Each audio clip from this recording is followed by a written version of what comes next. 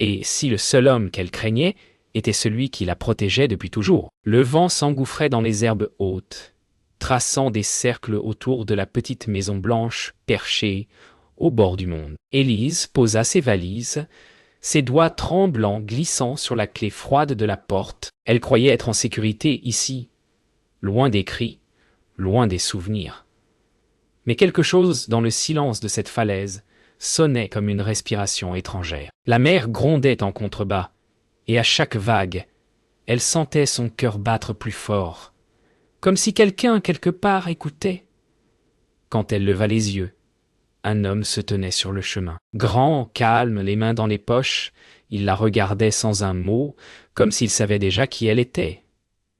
Un frisson glissa dans son dos. Était-ce un voisin ou une ombre revenue du passé? Le lendemain matin, la brume s'était levée, laissant derrière elle une odeur de sel et de bois mouillé. Élise photographiait la mer, essayant d'apprivoiser le silence. C'est alors qu'une voix grave rompit la solitude. Noah se tenait à quelques pas, un panier de pommes à la main. Il lui souhaita la bienvenue, souriant comme s'ils se connaissaient déjà. Elle hésita, puis accepta le panier, ses doigts frôlant les siens. Un contact bref, presque électrique.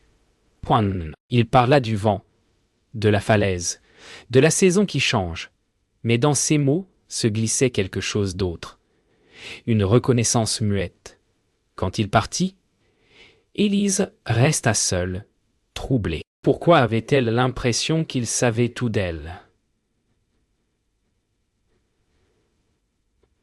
Dans la lumière grise de l'après-midi, Élise développa ses premières photos dans la petite chambre noire qu'elle avait installée.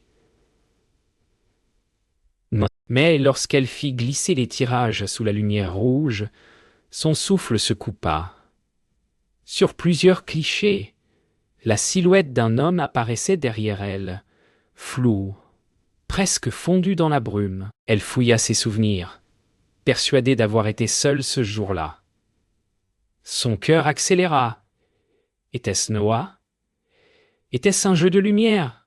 Ou bien autre chose? Elle sentit la peur, ancienne, se réveiller, celle qu'elle pensait avoir enterrée, loin, très loin d'ici. Ce soir-là, Noah frappa à sa porte. Il apportait du poisson frais et un sourire discret. Élise hésita, puis le laissa entrer. Le feu crépitait dans la cheminée. Leurs voix s'entremêlaient entre les couverts et les éclats de rire timides. Pourtant, chaque fois qu'il la regardait, elle sentait quelque chose de plus lourd derrière ses mots. Quand il parla de ses voyages, elle remarqua une cicatrice fine sur sa main droite, la même que celle qu'avait Marc. Un frisson la parcourut, glacial. Noah détourna le regard comme s'il savait déjà pourquoi elle s'était figée. Dans la nuit, un bruit la réveilla. Élise se leva, pieds nus sur le plancher froid. La fenêtre du salon battait contre le mur, ouverte sur la tempête. Le vent hurlait, la pluie frappait les vitres. Mais ce n'était pas cela qui la fit reculer. Sur la table, une photo venait d'apparaître. Elle n'y avait jamais touché. Elle montrait sa maison, vue de l'extérieur à travers la fenêtre, à l'instant même où elle dormait. Son cœur explosa dans sa poitrine. Derrière la vitre, une silhouette noire s'effaça dans le vent. Le matin suivant, Élise suivit la ligne du rivage, espérant calmer le tumulte dans sa tête. Le vent fouettait son visage, mais la mer semblait plus silencieuse que la veille. En descendant vers la plage, elle découvrit des empreintes fraîches dans le sable. Les siennes et une autre paire, plus large, qui s'arrêtait juste derrière elle. Le souvenir de la photo sur la table revint comme une gifle. Noah apparut au loin, une planche de bois sur l'épaule, prétendant réparer un vieux ponton. Il leva la main, un sourire tranquille. Elle ne répondit pas, car au fond d'elle, elle savait déjà. Il était venu, avant l'aube. De retour dans la maison, Élise sortit un vieil album photo. Ses mains tremblaient alors qu'elle tournait les pages. À la dernière, un cliché d'elle et de Marc pris avant sa disparition. Mais quelque chose avait changé. Le visage de Marc était flou, comme effacé par le temps ou par quelqu'un. Elle passa le doigt sur l'image, une odeur de sel et de cendre montant de la feuille. Noah frappa à la porte à ce moment précis. Il lui demanda si tout allait bien, sa voix douce, presque inquiète. Elle rangea l'album en vitesse, répondant qu'elle n'avait besoin de rien. Pourtant, ses yeux trahissaient la panique. La nuit tomba vite ce jour-là. Allongée dans son lit, Élise crut entendre des voix portées par le vent. Elle se leva, le cœur battant, et s'approcha de la fenêtre. Les mots semblaient venir du jardin. Son prénom, murmuré avec tendresse et tristesse à la fois. Quand elle ouvrit la porte, Noah était là, une lampe à la main. Il disait avoir vu une lumière étrange dans sa maison. Leurs regards se croisèrent, la pluie tombait autour d'eux, et pendant une seconde, elle oublia tout, la peur, la méfiance, même le passé, jusqu'à ce qu'il prononce son prénom exactement comme Marc le faisait. Au matin, Noah proposa de lui montrer le vieux ponton qu'il réparait. Le bois craquait sous leurs pas, l'océan s'étirait jusqu'à l'horizon. Il lui parla de son enfance, de ses années d'absence, de la mer qui ne gardait jamais ses secrets. Ses mots semblaient sincères, mais son regard, lui, portait trop de silence. Quand une planche céda sous ses pieds, il la rattrapa d'un geste rapide. Leurs corps se frôlèrent, leurs respirations se mêlèrent. Élise sentit une chaleur étrange, dangereuse, monter en elle. Était-elle tombée sous le charme de l'homme qu'elle soupçonnait de la suivre? Au crépuscule, alors qu'elle marchait seule sur la plage, Élise aperçut une bouteille échouée dans le sable. À l'intérieur, une lettre roulée, tachée d'eau salée. En l'ouvrant, elle lut quelques mots à peine lisibles. « Je n'ai jamais cessé de veiller sur toi. » Même ses doigts se glacèrent. Ce M le connaissait, Marc, ou quelqu'un d'autre? Quand elle leva la tête, Noah se tenait plus loin, immobile, observant la scène. La bouteille glissa de ses mains et se brisa, sur une pierre. La mer emporta les fragments, comme si elle refusait qu'elle lise la suite. Un matin, alors que la pluie battait les vitres, Élise découvrit une enveloppe glissée sous la porte. Aucune adresse, aucune signature. À l'intérieur, une seule phrase écrite d'une main qu'elle aurait reconnue entre mille. « Tu ne pourras pas lui échapper une deuxième fois. » Le souffle coupé, elle regarda autour d'elle, cherchant un signe de vie. Rien, si ce n'est le bruit du vent. Ses doigts tremblaient, tandis qu'elle pliait le papier. Était-ce Marc, un fantôme, ou Noah, jouant un rôle qu'elle n'osait imaginer? Elle déchira la lettre, mais l'odeur familière de l'encre resta comme une marque sur sa peau. Camille arriva sans prévenir, trempée, essoufflée. Elle s'inquiétait. Élise ne répondait plus à ses messages. En voyant son amie, Élise sentit la barrière se fissurer. Elles parlèrent autour d'un thé brûlant entre confidence et silence. Camille remarqua la fatigue dans ses yeux, les photos éparpillées sur la table. Quand Élise évoqua Noah, Camille fronça les sourcils. Noah Leclerc. Ce nom me dit quelque chose.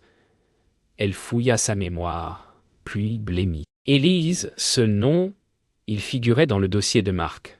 Le silence tomba comme une lame pointe. Après le départ de Camille, Élise resta seule, le cœur battant trop fort. Elle chercha dans le vieux buffet où elle rangeait ses négatifs. En tirant un tiroir, une photo tomba. Ce n'était pas une des siennes. On y voyait un homme au regard sombre, debout derrière elle, dans cette même maison, à cette même fenêtre. Au dos, une inscription. Souviens-toi de cette nuit. L'écriture était celle de Marc. Ses jambes tremblèrent. Comment cette photo avait-elle pu arriver ici? Et surtout, pourquoi Noah semblait être l'homme à ses côtés dans l'ombre? Cette nuit-là, incapable de dormir, Élise sortit marcher jusqu'à la falaise. Noah l'y attendait comme s'il avait senti son trouble. Il lui parla du passé, d'un accident dont il portait encore la faute. Elle comprit, à demi-mot, qu'il connaissait Marc, qu'ils avaient été liés par un secret plus sombre que la mer. Tu n'étais pas censé souffrir ainsi, murmura-t-il, la voix brisée. Elle voulut fuir, mais ces mots la clouèrent sur place. Dans ses yeux, elle vit une douleur qu'elle ne connaissait que trop bien, celle de la culpabilité. Au lever du jour, Élise marcha jusqu'à la plage, les pieds dans l'eau glacée. Chaque vague semblait murmurer un nom, celui qu'elle n'osait plus prononcer. Dans le sable, elle trouva un autre message, gravé grossièrement sur un morceau de bois. « Regarde au fond de la mer ».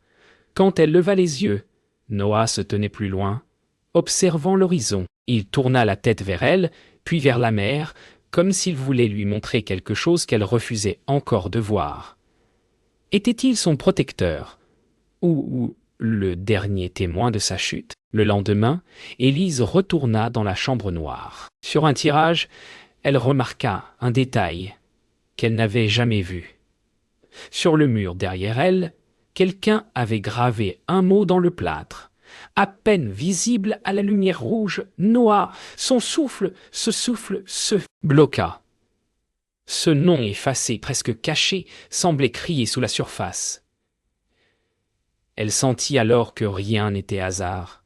Sa maison, sa rencontre, même sa fuite. Quand elle ressortit à l'air libre, la mer grondait plus fort, comme si elle voulait lui dire la vérité qu'elle refusait encore d'entendre. Ce soir-là, Camille revint, une boîte à la main. Elle avait fouillé dans les affaires de l'ancien commissariat où Marc travaillait. À l'intérieur, un carnet couvert de sel et de poussière, le journal de Marc. Les pages racontaient tout. La jalousie, la colère, la nuit de l'accident. Et surtout, un nom récurrent, Noah. Élise sentit ses forces la quitter. Marc avait soupçonné Noah de lui avoir volé quelque chose, ou quelqu'un. Ses yeux se remplirent de larmes. Camille la prit dans ses bras, murmurant qu'il fallait comprendre avant de juger. Mais Élise savait déjà, ce secret-là ne pouvait que brûler. Quand Noah frappa à la porte cette nuit-là, Élise était prête à fuir. Il entra lentement, les yeux sombres, fatigués. « Tu as lu, n'est-ce pas ?» demanda-t-il sans attendre de réponse. Sa voix n'avait plus de défense, juste une sincérité désarmante. Il parla d'un accident, d'une dispute au bord de la falaise, du corps de Marc tombant dans la mer. Il n'avait jamais voulu sa mort, seulement la vérité. Élise sentit sa colère s'effondrer. Le monstre qu'elle fuyait n'était peut-être pas lui, mais la culpabilité qu'elle refusait d'affronter. Le lendemain, ils descendirent ensemble vers la mer. Noah l'emmena jusqu'au rocher où l'accident s'était produit. La marée était basse, et sous la mousse verte, un éclat métallique reflétait le soleil. La montre de Marc, Élise, s'agenouilla, le souffle coupé. Noah lui raconta comment il avait essayé de le sauver, comment la mer l'avait arraché à lui. Il portait ce fardeau depuis des années, espérant qu'elle l'entende un jour. Les vagues montaient lentement, lavant leurs larmes, dans un silence que rien ne pouvait briser. Cette nuit-là, la tempête éclata pour de bon. Le vent hurlait, la mer frappait les falaises, et dans le vacarme, Élise entendit à nouveau la voix de Marc, comme un écho du passé. Elle courut jusqu'à la fenêtre, aperçut Noah dehors, luttant contre la pluie pour sécuriser les volets. Sans réfléchir, elle sortit, l'appela, sa voix se perdant dans le vent. Lorsqu'il se retourna, trempée, elle comprit enfin. Ce n'était pas la peur qui l'avait suivie toutes ces années, mais la mémoire de celui qu'elle avait aimé et qu'il avait tenté de sauver. Le tonnerre éclata si près qu'Élise crut sentir la terre vibrer sous ses pieds. Noah lui cria de rentrer, mais elle resta dehors, incapable de bouger. Le passé et le présent s'entrechoquaient dans la fureur du vent. Soudain, une planche se détacha du toit et tomba près d'elle. Noah se précipita, la plaqua contre le mur pour la protéger. Leurs visages se frôlèrent, trempés de pluie et de larmes. « Tu dois me croire, » murmura-t-il, la voix brisée. Elle le regarda droit dans les yeux et vit qu'il disait vrai. Pourtant, au fond d'elle, une question persistait. Pourquoi avait-il caché qu'il connaissait Marc avant sa mort? Le lendemain, alors que le calme revenait, Élise fouilla dans le grenier de la maison, suivant une intuition. Sous une vieille malle, Elle trouva une boîte en métal scellée de cire. À l'intérieur, des coupures de journaux, des rapports de police et un dossier au nom de Marc Morel. Le document prouvait qu'un témoin avait été entendu cette nuit-là.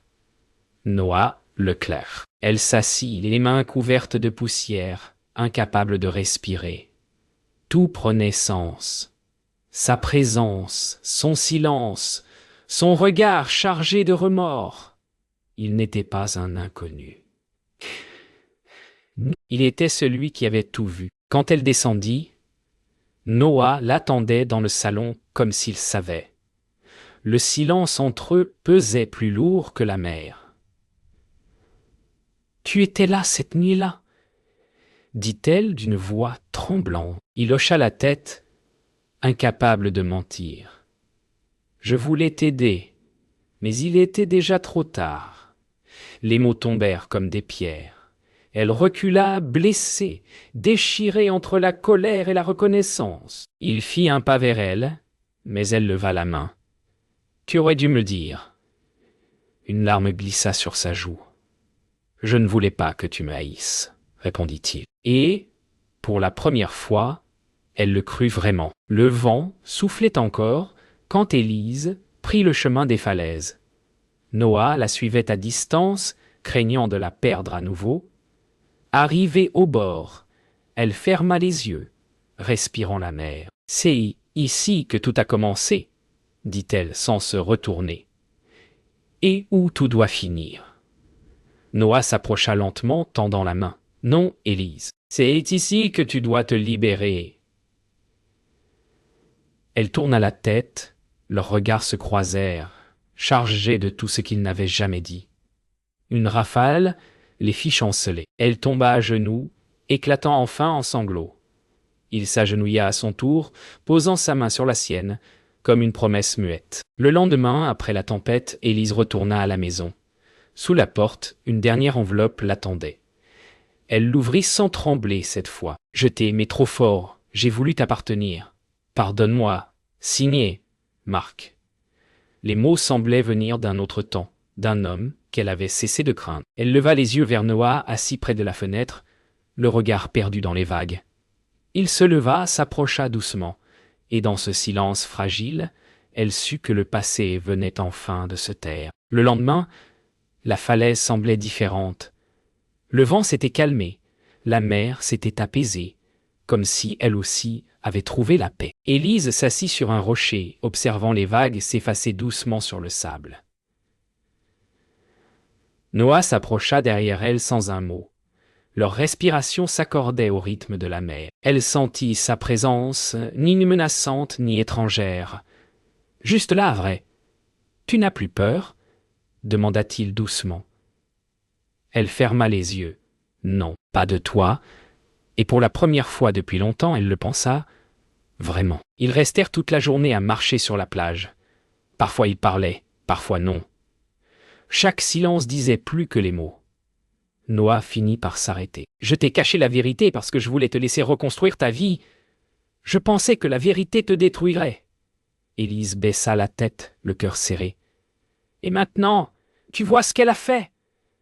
Elle m'a libéré. » Elle sourit, les yeux humides. Dans ce sourire fragile, il comprit qu'elle le pardonnait déjà, pas pour lui, mais pour elle. La nuit tomba doucement. Dans la maison, un feu brûlait dans la cheminée. Élise regardait les flammes danser, le visage apaisé. Noah posa une couverture sur ses épaules et s'assit près d'elle. Le silence entre eux n'était plus lourd. Il était doux, rempli d'un calme nouveau. « Tu vas rester ?» demanda-t-elle sans le regarder. Il sourit faiblement. « Seulement si tu veux que je reste. » Alors elle posa sa main sur la sienne, pas un mot de plus. Le feu crépitait, et dans la chaleur du bois, ils trouvèrent enfin la paix qu'ils cherchaient depuis trop longtemps. Le lendemain matin, Élise prit son appareil photo et demanda à Noah de s'asseoir face à la mer. « Pourquoi moi ?» sourit-il. « Parce que je veux me souvenir de la vérité, pas du mensonge. » Elle appuya sur le déclencheur. Le bruit du clic résonna comme un battement de cœur. Pour la première fois, Elle photographiait non pas pour fuir, mais pour garder. Quand elle développa le cliché, le visage de Noah apparut clair, paisible, vivant, sans ombre derrière lui. Elle comprit alors que son passé ne lui faisait plus peur, qu'elle venait de le transformer en lumière. Ce soir-là, Élise écrivit une dernière lettre. « Marc, je te pardonne, pas pour toi, mais pour moi, parce que la peur ne me tient plus. » Elle plia le papier, le glissa dans une enveloppe sans adresse, puis la brûla dans la cheminée. Les flammes dévorèrent les mots, et la fumée s'éleva lentement vers le plafond. Noah entra, silencieux, s'assit à côté d'elle. « C'est fini ?» demanda-t-il. Elle hocha la tête. « Oui, maintenant on peut commencer. » Et dans ses yeux brillait la promesse d'une vie nouvelle. Le jour se leva lentement sur la mer. Les falaises brillaient d'une lumière douce, lavée par la pluie de la veille. Élise ouvrit les volets, laissant entrer l'air frais. Noah dormait encore, paisible, le visage détendu. Elle le regarda longuement, consciente du chemin parcouru. Le passé n'avait pas disparu, mais il ne faisait plus peur. Elle prit une grande inspiration, et dans ce souffle, elle sentit renaître en elle quelque chose qu'elle croyait perdu. La liberté. Pour la première fois, depuis des années, elle sourit sans trembler. Quand Noah se réveilla, Élise préparait du café. L'odeur emplissait la maison, mêlée au sel du vent. Il s'approcha, encore ensommeillé. Il posa une main sur son épaule. « Tu penses repartir un jour ?» demanda-t-il doucement. Elle tourna la tête vers lui. « Non, j'ai passé ma vie à fuir. Ici, enfin, j'ai trouvé où rester. » Il sourit, un sourire fatigué mais vrai. Elle versa 2 tasses, et dans le silence de ce matin tranquille, leurs doigts se frôlèrent comme une promesse simple, humaine. Plus tard, ils partirent marcher le long du sentier des falaises. Le vent portait des odeurs d'ajonc et de sel. Chaque pas semblait effacer un souvenir douloureux. Élise prit la main de Noah, sans hésitation cette fois. Ils marchèrent ainsi, silencieux, les yeux tournés vers l'horizon. Elle pensa à Marc, à la peur, à la mer, et à tout ce qu'elle devait encore apprendre à aimer. Peut-être que la vie n'était pas faite pour oublier, mais pour transformer. Et c'est là, sur cette falaise, qu'elle sut. Elle n'était plus prisonnière de son passé. De retour à la maison, Élise prit une dernière photo. Cette fois, pas de flou, pas d'ombre, juste dans la lumière du jour. Noah rit doucement, la taquinant sur son sérieux. Elle rit à son tour, un rire clair, sans peur. Quand elle regarda à travers l'objectif, elle vit l'homme qu'elle avait redouté devenir celui qu'elle aimait. Ce cliché, elle ne le développerait jamais. Il resterait dans sa mémoire, à l'endroit exact où la peur s'était transformée en amour. Le lendemain, avant l'aube, Élise se réveilla seule.